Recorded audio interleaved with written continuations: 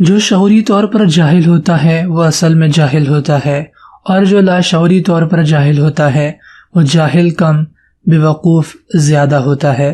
مشکل بات ہے، آسانی سے یوں سمجھیں کہ جاہل انسان کو کہیں نہ کہیں اندازہ ہوتا ہے کہ وہ جاہل ہے، جبکہ بیوقوف انسان یہ نہیں جانتا کہ وہ بیوقوف ہے۔ تو اس حساب سے جاہل اپنی جہالت کا کسی حد تک قصوروار ہوتا ہے، اور بیوقوف اپنی بیوقوفیوں پر بہت حد تک بے قصور ہوتا ہے۔ اگر جاہل اور بیوقوف انسان کے فرق کو اور واضح کریں تو جاہل کے پاس عقل ہوتی ہے مگر وہ اپنی عقل کا استعمال نہیں کرتا، جبکہ بیوقوف انسان کے پاس عقل کم ہوتی ہے، اور جتنی انسان کے پاس عقل کم ہوتی ہے وہ اتنا ہی بڑا بیوقوف ہوتا ہے۔ تو جاہل اور بیوقوف کے اس منظرنامے میں جاہل انسان ضدی اور ڈھیٹ ہوا، اور بیوقوف انسان کسی حد تک معصوم ٹھہرا۔ آپ نے دیکھا ہوگا کہ جب کسی آدمی کو کوئی دوسرا آدمی معصوم کہتا ہے تو وہ چڑ سا جاتا ہے، کیونکہ وہ یہ سمجھتا ہے کہ اسے دبے الفاظ میں بیوقوف کہا گیا ہے۔ آپ بیوقوف اور جاہل انسان کے فرق کو سمجھ گئے ہوں گے۔ اب پاگل انسان کے بارے میں جانتے ہیں۔ پاگل انسان کی تعریف سمجھنے سے پہلے ہم دماغ، ذہن، ذہانت اور عقل کو علیحدہ علیحدہ سمجھ لیں۔ دماغ ہر انسان کے پاس ہوتا ہے، یہ وہ گوشت کا لوتھڑا ہے جسے انگریزی میں برین کہتے ہیں۔ ذہن سوچنے کا کام کرتا ہے، یہ کوئی گوشت کا لوتھڑا نہیں ہے۔ عقل ذہن میں موجود ہوتی ہے اور اس میں کام کرتی ہے یا اس سے کام کرواتی ہے۔ ذہانت ذہن کے کام کرنے کا نام ہے۔ تو جیسے پہلے ذکر کیا کہ دماغ تو ہر انسان کے پاس ہوتا ہے، یعنی عقل مند، بیوقوف، جاہل اور پاگل، ان تمام لوگوں کے پاس دماغ ہوتا ہے۔ جاہل انسان کے پاس ذہن بھی ہوتا ہے اور عقل بھی ہوتی ہے، مگر وہ اپنی عقل کا استعمال نہیں کرتا، اور اس کو اپنی جہالت کا کہیں نہ کہیں ادراک بھی ہوتا ہے، مگر وہ اس کا اعتراف نہیں کرتا۔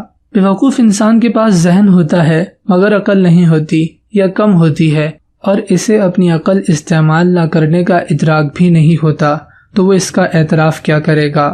اور پاگل انسان کے پاس عقل بھی نہیں ہوتی اور ذہن بھی نہیں ہوتا، یا ختم ہو چکا ہوتا ہے۔ ذہن ایسے ختم ہوتا ہے کہ جب انسان اپنی عقل کا استعمال مکمل ترک کر دے یا عقل مکمل ختم ہو جائے تو پھر آہستہ آہستہ ذہن بھی ختم ہو جاتا ہے۔ تو اس طرح پاگل انسان بیوقوف انسان کی طرح کسی حد تک نہیں بلکہ مکمل بے قصور اور معصوم ٹھہرا۔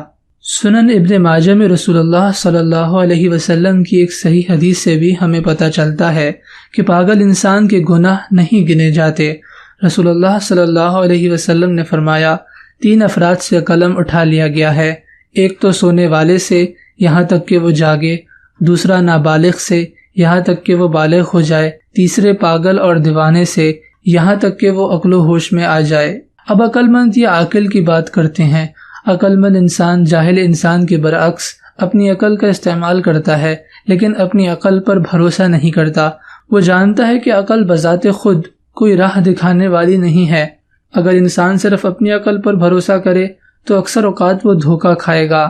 عقل کا استعمال یہی ہے کہ صرف اس پر بھروسہ نہ کیا جائے بلکہ اس کی مدد صحیح اور نافع علم سے کی جائے۔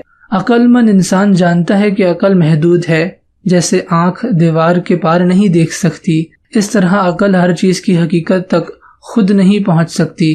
عقل کو بھی رہنمائی کی ضرورت ہوتی ہے، اور یہ رہنمائی اللہ تعالیٰ نے رسول اللہ صلی اللہ علیہ وسلم کے وسیلے سے ہم تک پہنچا دی ہے، جسے ہم قرآن و سنت کے نام سے جانتے ہیں۔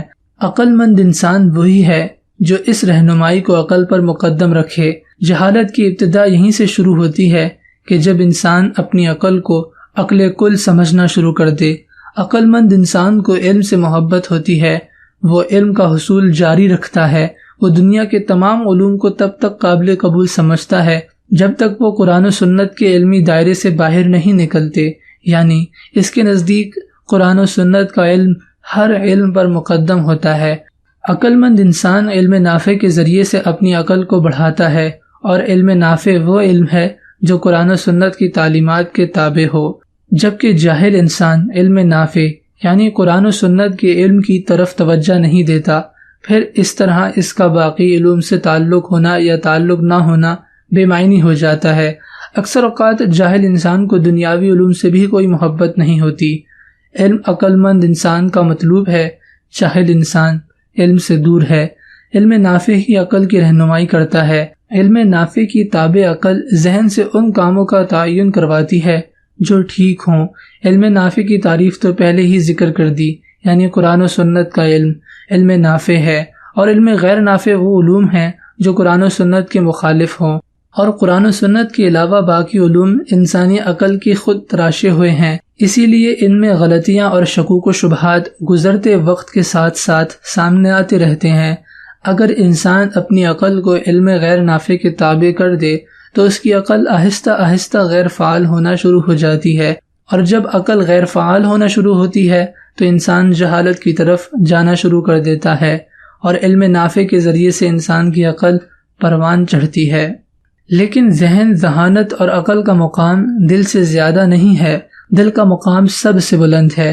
اگر ذہن سوچتا ہے اور عقل اس کی مدد کرتی ہے تو یہ فیصلہ دل کرتا ہے کہ ذہن کو کیا سوچنا ہے، اور عقل نے کن خیالات اور خبروں کے سوچنے کے بارے میں ذہن کی معاونت کرنی ہے۔ قرآن شریف کی سورہ اعراف کی آیت نمبر 169 میں اللہ تعالیٰ فرماتا ہے، اور یہ حقیقت ہے کہ بہت سے جن اور انسان ایسے ہیں جن کو ہم نے جہنم ہی کے لیے پیدا کیا ہے، ان کے پاس دل ہیں مگر وہ ان سے سوچتے نہیں، ان کے پاس آنکھیں ہیں مگر وہ ان سے دیکھتے نہیں، ان کے پاس کان ہیں مگر وہ ان سے سنتے نہیں، وہ جانوروں کی طرح ہیں بلکہ ان سے بھی زیادہ گئے گزرے، یہ وہ لوگ ہیں جو غفلت میں کھو گئے ہیں۔ سائنس کہتی ہے کہ ذہن سوچتا ہے اور قرآن کہہ رہا ہے کہ دل سوچتا ہے۔ بحیثیت مسلمان ہمارے لیے حجت سائنس نہیں قرآن ہے۔ میں نے اوپر یہ بات کہی ہے کہ اگر ذہن سوچتا ہے تو اس کا فیصلہ دل کرتا ہے کہ اسے کیا سوچنا ہے اور کیا نہیں۔ ہم سوچ رہے ہیں یہ اتنا اہم نہیں ہے جتنا اہم یہ ہے کہ ہم کیا سوچ رہے ہیں۔ صحیح بخاری کی ایک حدیث میں حضرت نعمان بن بشیر رضی اللہ تعالی عنہ سے روایت ہے کہ میں نے نبی کریم صلی اللہ علیہ وسلم سے سنا، سن لو، بدن میں ایک گوشت کا ٹکڑا ہے، جب وہ درست ہوگا سارا بدن درست ہوگا، اور جہاں بگڑا سارا بدن بگڑ گیا، سن لو وہ ٹکڑا آدمی کا دل ہے۔ میں ایک دفعہ اپنے استاد محترم سلمان آصف صدیقی صاحب کی ایک علمی مجلس میں شریک تھا، وہاں دل اور دماغ کے حوالے سے ہی بات چل نکلی، تو میں نے سوال کیا کہ کیا دل میں صرف جذبات ہوتے ہیں؟ تو انہوں نے کہا دل میں 3 چیزیں ہوتی ہیں، تفکرات، خواہشات، جذبات۔ میں یہ سمجھتا ہوں کہ دل میں تفکرات سے مراد مختلف قسم کی فکروں کا ہونا ہے۔ فکر انسان کو جگا کر رکھتی ہے اگر وہ صحیح فکر ہے۔ خواہشات سے مراد یہ ہے کہ انسان حاصل کیا کرنا چاہتا ہے۔ اچھی اور پاکیزہ خواہشات انسان کو کامیاب کرواتی ہیں۔ جذبات کے بارے میں تو آپ جانتے ہی ہیں، محبت اور نفرت 2 بڑے جذبات ہیں، لیکن ان کے علاوہ بھی جذبات کی کئی ساری اقسام ہیں۔ اب ذرا یہ سوچئے کہ ایک انسان کا ذہن ٹھیک کام کر رہا ہے لیکن اس کا دل خراب ہو چکا ہے، تو کیا وہ انسان کامیاب ہو پائے گا؟ مطلب اس انسان کی فکریں غلط اور حدود سے باہر جا چکی ہیں، خواہشات ناپاک اور بری ہو چکی ہیں، اور جذبات بگڑ چکے ہیں، تو ایسا انسان کیسے ناکام نہیں ہوگا؟ وہ ضرور اپنا ذہن بھی خراب کر بیٹھے گا۔ مشکات شریف کی ایک حدیث ہے کہ حضرت ابن عمر رضی اللہ تعالی عنہ بیان کرتے ہیں کہ رسول اللہ صلی اللہ علیہ وسلم نے فرمایا، یہ دل زنگ آلود ہو جاتے ہیں جس طرح لوہا پانی لگنے سے زنگ آلود ہو جاتا ہے۔ عرض کیا گیا کہ ان کی چمک کس طرح آتی ہے؟ آپ صلی اللہ علیہ وسلم نے فرمایا، موت کو کثرت سے یاد کرنا اور قرآن کی تلاوت کرنا۔ جب انسان موت کو یاد کرتا ہے تو اسے آخرت یاد آتی ہے اور دنیا کی حقیقت اس پر واضح ہوتی ہے، اس کی فکریں بامعنی ہو جاتی ہیں، اس کی خواہشات حدود میں آ جاتی ہیں، اور وہ غیر ضروری اور بے معنی باتوں اور واقعات پر جذباتی نہیں ہوتا۔ اور قرآن کی تلاوت سے مراد قرآن کو سمجھ کر پڑھنا ہے، یعنی قرآن کا علم حاصل کرنا۔ یہ علم قرآن کا ترجمہ و تفسیر، احادیث اور سیرت النبوی صلی اللہ علیہ وسلم کا مطالعہ کرنے سے اور صحابہ کرام اور بزرگان دین کے علم سے استفادہ کرنے سے آئے گا۔ امید ہے آپ کو یہ ویڈیو پسند آئی ہوگی۔ ویڈیو کو لائک اور دوسروں کے ساتھ لازمی شیئر کیجیے گا۔ اپنی رائے کا اظہار کامنٹس میں آپ کر سکتے ہیں۔